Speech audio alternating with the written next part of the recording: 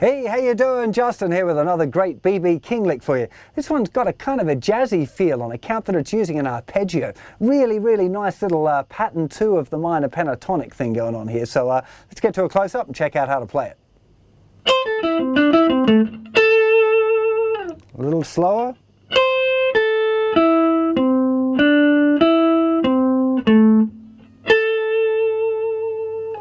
Okay, so we're starting here with the first finger in the 8th fret of the thinnest string, then little finger, you could use 3rd finger if you like, but I recommend using your little finger, 10th fret of the 2nd string, 2nd finger going down in the 9th fret of the 3rd string, 3rd finger going down in the 10th fret of the 4th string, then we're finishing this arpeggio with the 1st finger, 7th fret of the 4th string.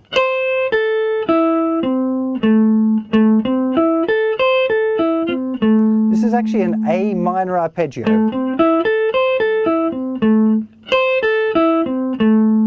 Okay, really, really worth checking out the way that arpeggio works. Now, like I said, you could finger it. It's just using 1st finger, 3rd finger, 2nd finger, 3rd finger, 1st finger. I think it's easier to make that little shape like that.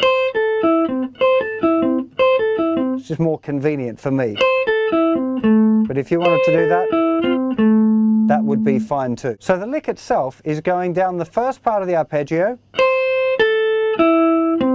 stopping there, and then we've got 1st finger reaching over to the 7th fret of the 3rd string, 2nd finger into the 9th fret, moving over onto the 4th string, 10th fret, 7th fret, and then we're finishing an octave higher on the root note with a bit of classic BB vibrato.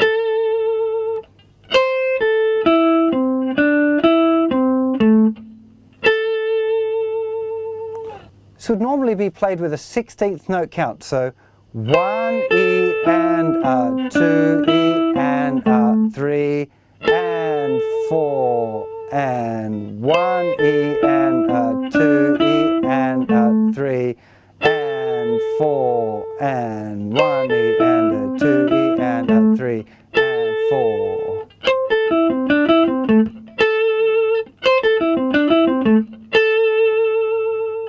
Worth noting is that this lick can also be played in box 1 of the minor pentatonic scale.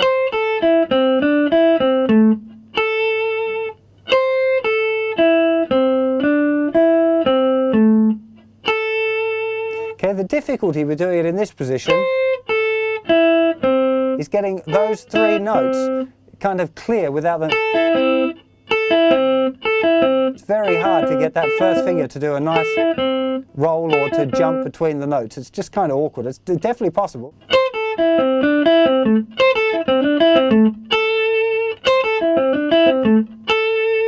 But you'll probably find it getting those 3 notes, it's pretty tricky. The picking that I generally use for this lick is alternate, so down, up, down, up, down, up, down, up, down, down, up, down, up, down, up, down, up.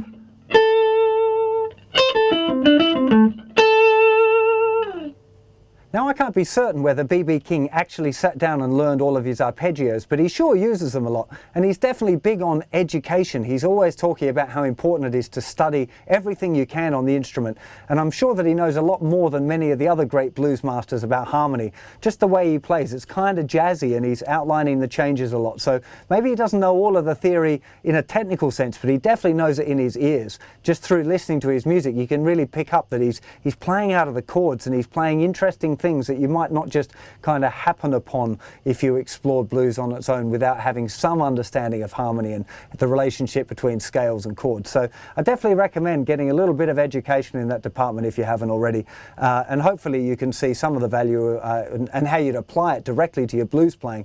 A lot of blues players tend to neglect harmony and theory, and I think it's you know, for the realm of people studying classical or really technical music, but it's a very kind of practical thing. You know, harmony can be practical if you learn it the right way and you learn how to apply music theory rather than it just being a kind of an esoteric thing to make kids dislike music at school. You know, it's better than that. You know, there's a lot to be said for learning it. So hope you enjoy this lick, and I'll see you for plenty more very soon. You take care of yourselves. Bye bye.